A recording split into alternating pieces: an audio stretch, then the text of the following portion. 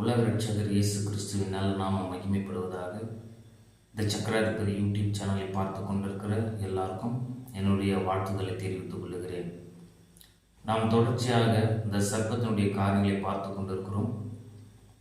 சென்ற நாட்களிலே இந்த சர்ப்பத்தை குறித்து ஆண்டவர் என்ன சொல்லியிருக்கிறார், அதனுடைய ஆவிகளை குறித்து நாம் பார்த்தோம். மற்ற காரியங்களை தொடர்ந்து நாம் பார்ப்போம். அதற்கு ஆதார வசனமாக நாம் எடுத்துக்கொண்ட அந்த வசனத்தை வாசிக்கிறேன். மார்க் 16வது அதிகாரம் 15 பின்பு அவர் அவர்களை நோக்கி, நீங்கள் உலகமெங்கும் போய் சர்வ சிருஷ்டிக்கும் சுவிசேஷத்தை பிரசங்கியுங்கள். விசுவாசமுள்ளவனாகி ஞானஸ்நானம் பெற்றவன் ரட்சிக்கப்படுவான், விசுவாசியாதவனும் ஆக்கினைக்குள்ளாக தீர்க்கப்படுவான்.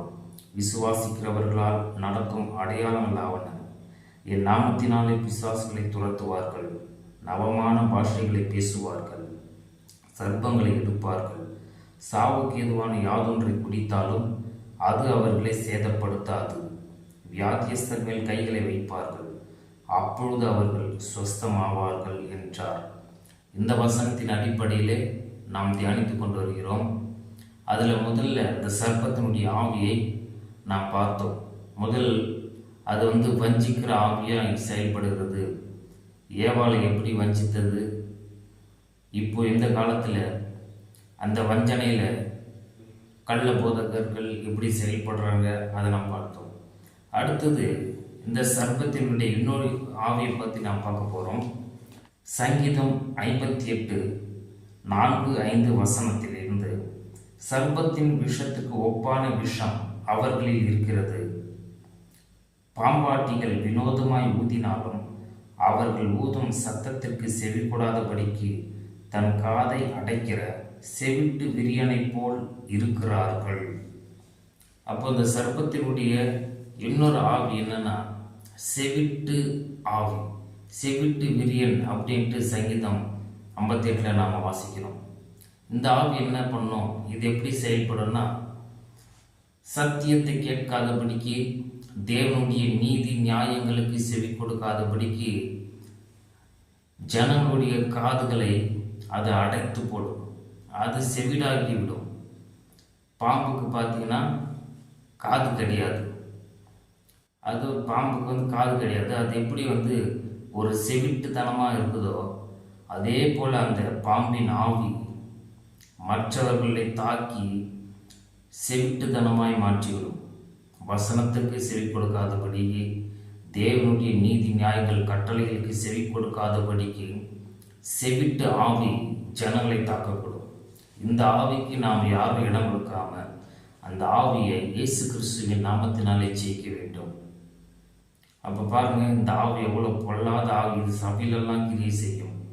வசனம் பேசும்போது சத்தியம் கரெக்டாக பேசுகிறாங்க, தேவனுடைய வார்த்தை சரியாக பேசப்படுதுன்னு போது அதுக்கு ஜனங்க செவி கொடுக்கக்கூடாது அப்படின்றதுக்காக என்ன பண்ணும், இந்த ஆவி கிரியை செய்ய ஆரம்பிக்கும்.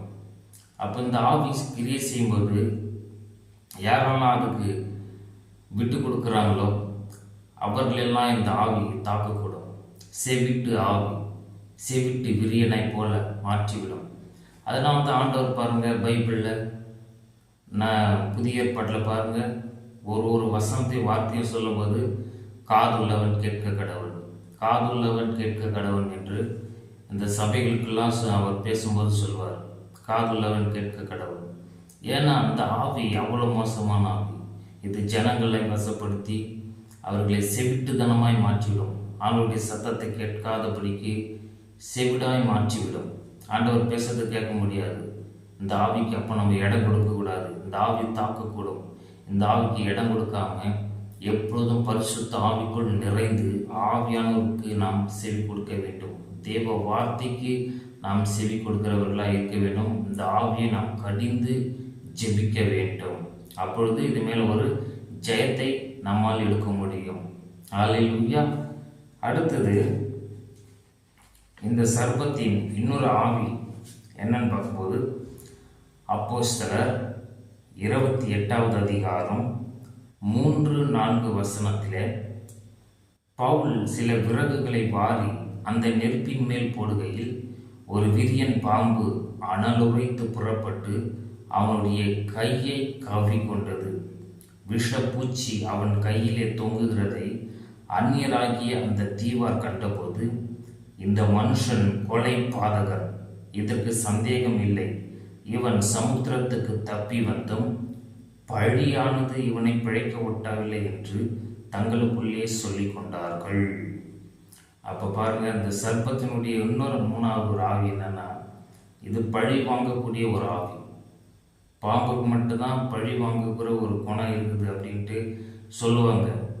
பாம்பு ஏதாவது பண்ணிட்டாக்கா அது நம்மளை பழி வாங்கும் அப்படின்னு சொல்லுவாங்க அனிமல்ஸில்.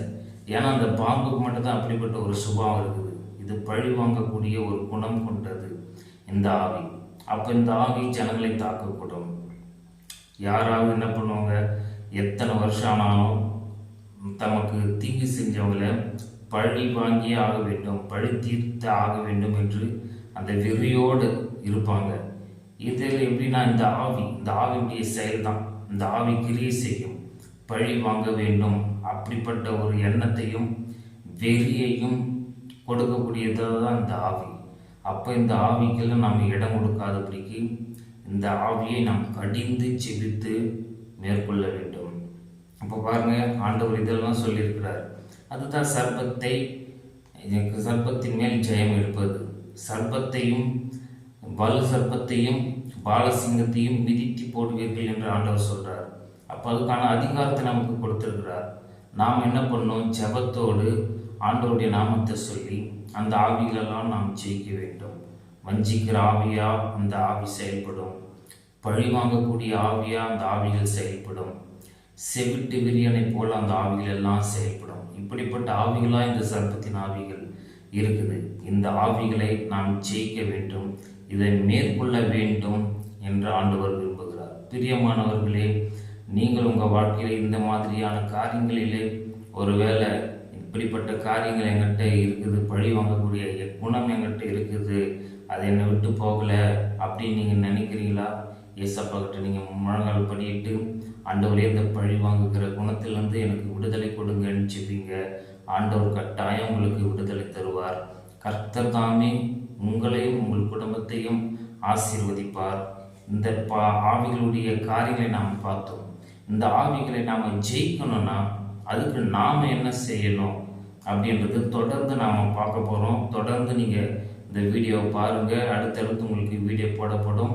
கர்த்தர் தாமே உங்களை ஆசீர்வதிப்பாராக. God bless you. ஆமென்.